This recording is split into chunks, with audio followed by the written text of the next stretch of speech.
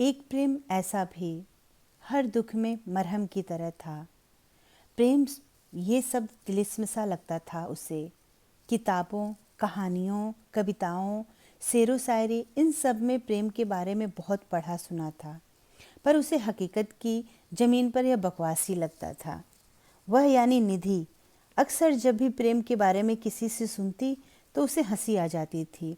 उसका मानना था कि हकीकत में प्रेम जैसा कोई शब्द नहीं है। जब जिंदगी की कड़वाहट से प्रेम का सामना होता है तो प्रेम छूमंतर हो जाता है।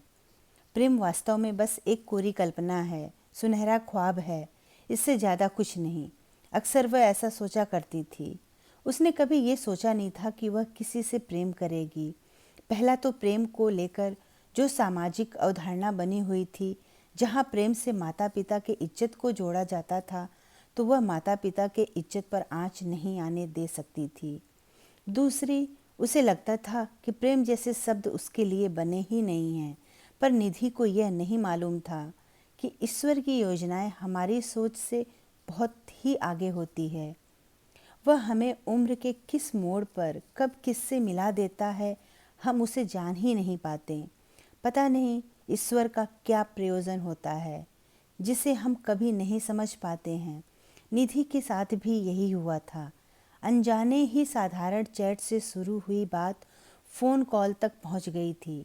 निधि को अनोखा सा एहसास होने लगा था। हालांकि उसके मन में किसी कोने में अनेकों डर थे। पहला, कहीं यह एक तरफा प्यार तो नहीं। दूसरा, इसका पता किसी को चला तो।